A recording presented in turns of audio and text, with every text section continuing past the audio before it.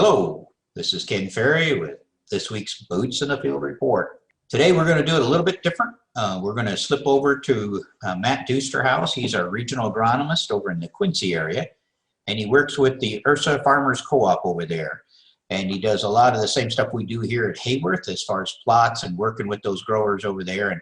And Matt, good to have you on board today. Kind of give us an update, I guess, of how your season went over there and what kind of yields and just maybe replay it for us. How did the fall end up as well? And I do realize over there, Matt, that you got the Missouri side and you got the Illinois side, and they're like two different countries. I've been over there myself. So it's probably going to take two crop reports here to kind of get your territory in this perspective. But give us a little update as far as what's it look like over there at the Ursa Farmer Co-op's territory that you're working on. As far as, did you get the yields you expected? Did the season play out like everybody had hoped, or how did it turn out for you guys? So the season over here kind of started out a little bit slow like everywhere else. Our April didn't necessarily get kicked off like we wanted it to. We got some corn and beans planted early in the area that had a couple different snows on them to start. But then we really had about 3 different hitches in the planting. We had some April shot there in April, kind of the 3rd week of April, where a lot of corn and beans were getting planted. Then we kind of had some wet weather set in, cool weather. About the middle of May, things fired up again, and a lot of crop went in the middle of May, and then kind of finished some stuff up the last part of May, beginning of June. But for us, the growing season in this neck of the woods was excellent. I mean, we got a little dry there in June, but picked up some rains right around the 4th of July when corn was pollinating. And we really weren't short of rain until we got into the middle and end of August. On the derecho event, we've got a 1/2 inch to a 7/10 of rain with no wind, or not the wind that was going to knock down any corn. For the most part, on the better soils in this area, we were hanging in really well, whether it was corn or beans. You came into August with a tank full of water. Then, as far as, even though you got short in August, you're pretty good shape coming into August. Yep, we made it through pollination just fine, and really, like I said, we weren't short of moisture. We were coming in with a full tank, and expectations were really high, especially for the corn crop.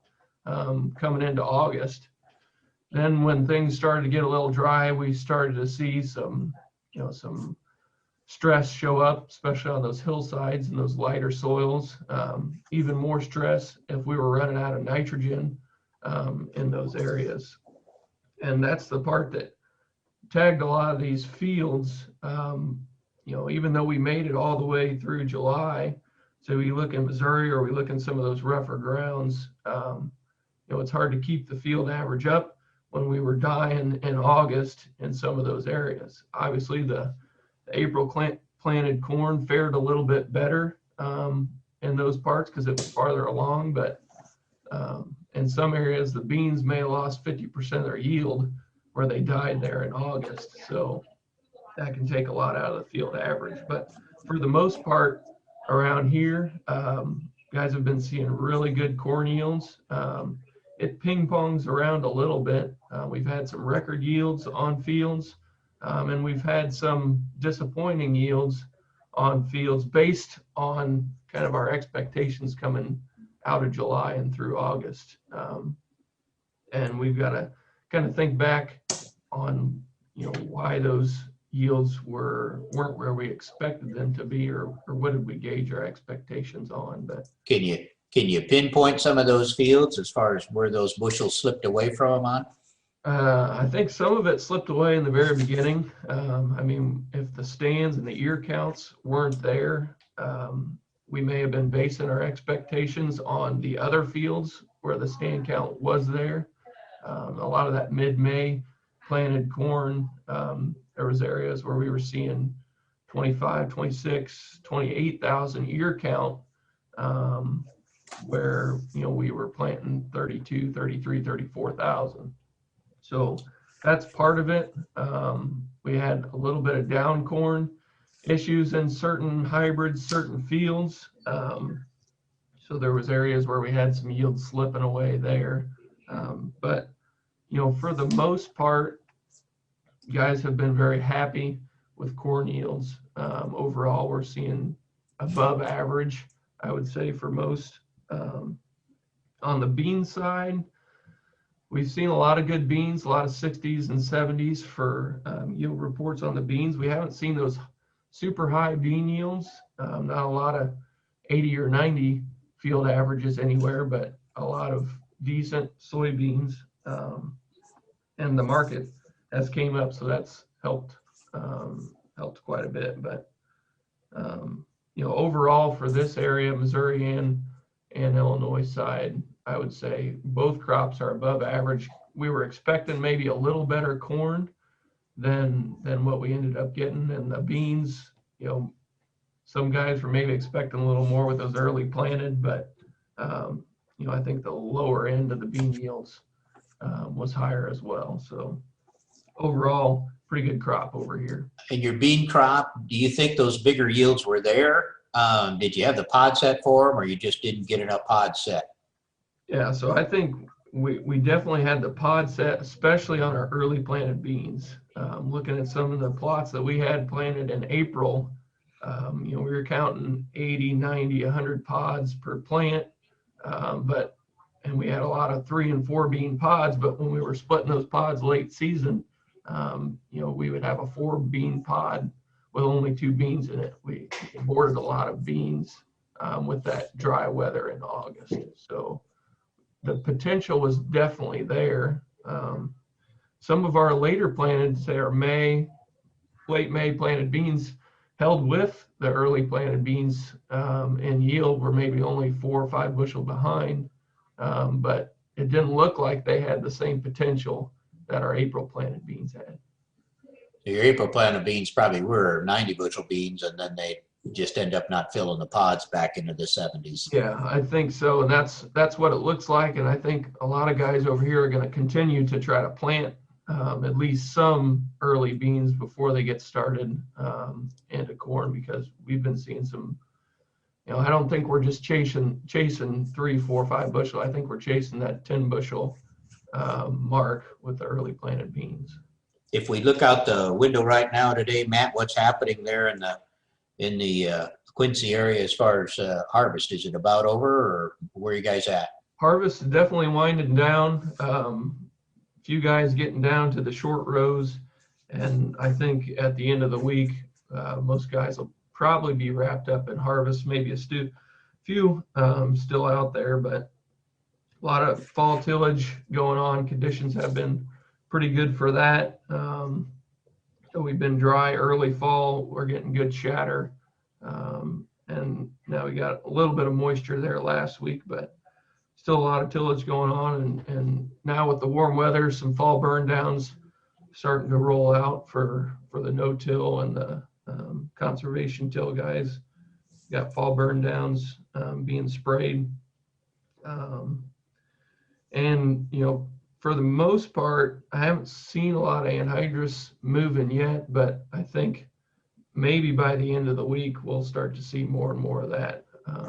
Soil temperatures are still, they're cool now, but they're going to be warming up with the whole week in the 70s forecasted here. So I think if we can hold off just a little bit longer on that, we'll be in pretty good shape. Now, I know, Matt, you got quite a few plots that you're working for us on over there, trying to learn what we can from the Quincy area, from those customers over there. But get any updates on what you're working on as far as plots right now, what you've seen? Yeah, so one of the biggest plots or the biggest yield responses that we've seen early in our plot season over here has been fungicide on beans. We did several different varieties. We did it in 30-inch rows and 15-inch rows. And we did some on April planted beans as well as beans planted the 30th of May. And on our early planted beans on some of those more productive soils, we were seeing anywhere from 4 to 8 up to 12 bushel responses from fungicide, insecticide combinations on beans. Not a lot of beetles present in those plots, even though they were early planted. So I think a lot of that response is just coming from the plant health and the fungicide on those beans. So pretty good responses compared on fungicide compared to what you guys have seen over there, from what I hear. Yeah, we're struggling a little bit. We're seeing positive responses, but not like the numbers that you're talking about here, or the numbers where we had the bean leaf beetle. The numbers are actually pretty strong as well.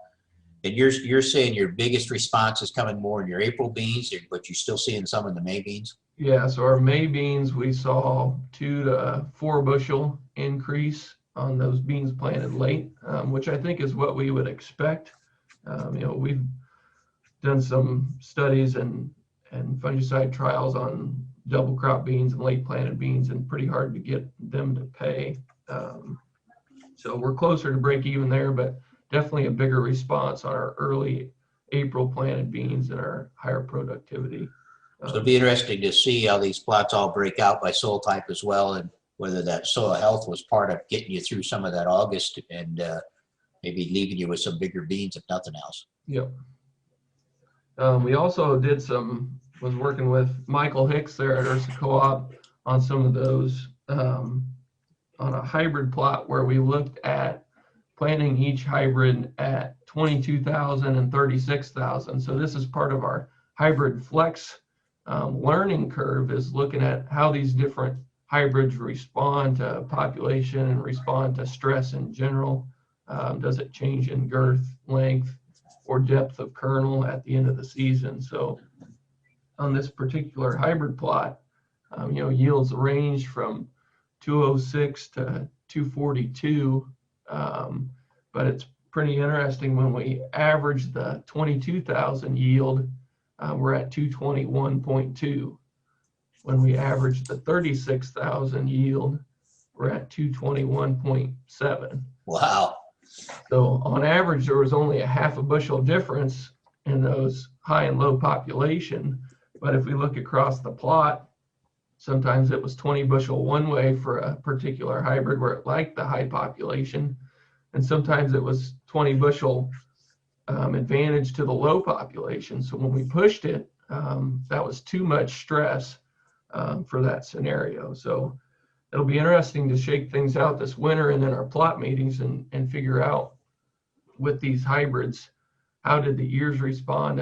And that'll give us a lot of knowledge going forward on how to place these hybrids, and some of the different things we should be looking at as far as stress, and should we protect them on the front end, or protect them through the middle and on the back end? Where do they need, where does stress hurt them the most? Yeah, this is going to be exciting data to put into our yearbook as we bring in the Ursa Farmers Co-op group into our fold. And because as we look at the soil test, Matt, that are coming in from your area, you guys ought to be the poster child for variable rate and multi-hybrid, even, meaning that you have such drastic changes from those side hills that want to burn up to the valleys down in between. And boy, being able to get some comfort to say, that side hill probably ought to be pulled back to 24,000 with this specific hybrid.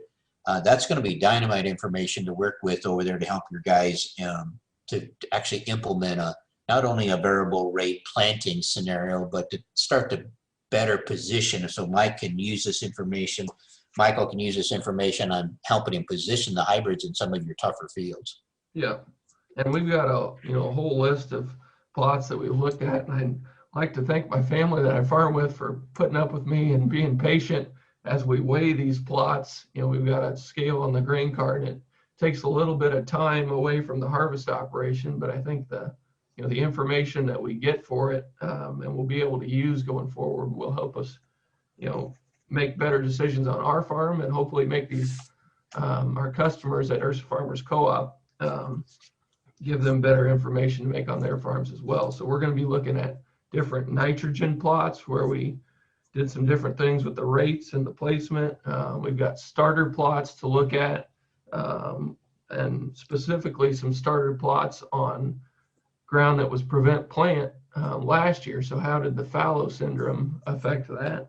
And then we got a few different starter additives and biologicals to look at as well. So whole host of plots, and I'm sure you guys have a lot of plot data coming from Hayworth that we'll bring to you guys all in the winter meetings when we go through that. So pretty exciting stuff. Yeah, it'll give us a lot to chew on this fall as we're trying to figure out what's going to pay the bill and what's not. And while these prices look a lot more exciting now than they did in March and April, it's still a situation where it's got to come down to the ROI, and the ROIs, are what going to keep us in business going forward. So these plots are going to be one of those ways we can sort some of that stuff out. What are you thinking about doing for plots for next year? Have you made your wish list up yet? Yeah, so, the first thing that has come to mind was with anhydrous season getting close is we're going to be looking at more nitrogen plots. So we'll set out this fall and look at some 100% anhydrous compared to some liquid programs that would be split up between, maybe on the planter and side dress or wide drop, and then maybe some combinations where we're doing a little bit of anhydrous with the rest at wide drop or side dress time, and some anhydrous with planter nitrogen. So got several different things to look at, but that would probably be the first one that we'll set out to do this fall. Yeah, it gets to be a busy time of year. People calling in here too want to know how this plot did and that plot. We're collecting all this information. I think like you here, by the end of the week, middle of next week, we will be coming down on the short rows of our plots. But at the same time, we're doing tillage plots already. Today, we're going to go out and do some cover crop work and some strip till stuff and everything else. So the amount of plots that we're already putting in for next year really pile on to the finish of the season. But boy, this weather's been really nice to do both. So it's kind of a blessing in disguise there. Any idea as far as plots that you guys at Ursa Co-op have? If your customer's there and you'd like to see a certain plot, a certain replication done, even if it's not on your farm, but we encourage it to be on your farm. This is the time to give us a shout, right, Matt? For him to let you know, and let the guys at the co-op know what would be some interesting plot things that you need for your area. And I realize you have more, for instance, silage production and stuff like that over there. There might be some unique plots that your customers over there would like to see, and that would be the time for them to give us a heads up on what is it that they'd like to see in their area. Yep, plots are, there's definitely time required and some work to put in, but we think that the knowledge that we can get from some of those plots can definitely help you make better decisions going forward.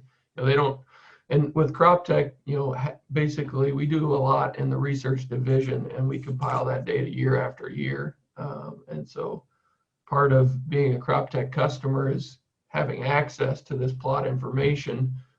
So when you go to make a change in your system, whether it's tillage, nitrogen, starter fertilizer, we're there for you guys to help you decide what's the best direction to move, and what are the different tools or things you can implement to help make that happen. So, that's all part of who we are and what we do.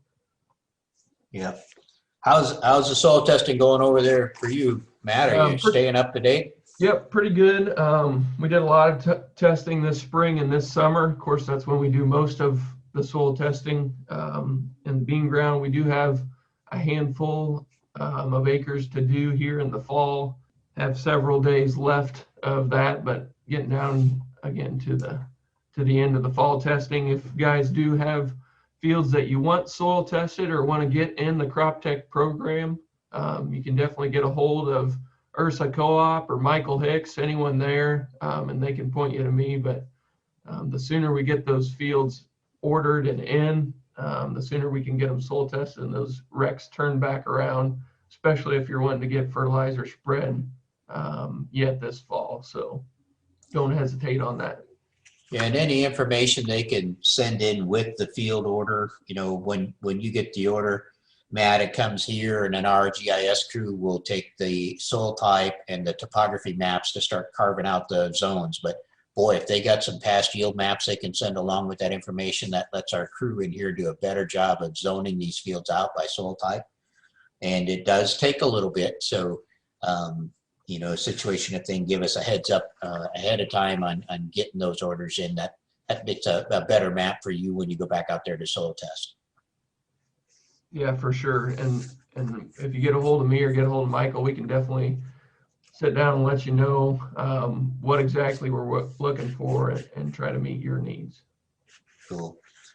Well, it sounds like you got a lot of work to do there on grinding through the plots just like we do here. So it'll be exciting when we put this all together for not only the Ursa Farmer Co-op meetings, but for the guys here at Hayworth and across the Midwest as they look at, we start to pool all these plots together. And I'm excited to see what we can learn in your area, because there's just some soil over there that we don't have here in McLean County. So what the plots look like over there versus here is going to be kind of neat. Yep, I think we're all looking forward to seeing some of that data this winter. All right. Thanks, Matt, for your time. Yep. To stay up to date, check out our website at croptechinc.com and subscribe to our podcast, Boots in the Field Report. Keep her safe, keep her moving.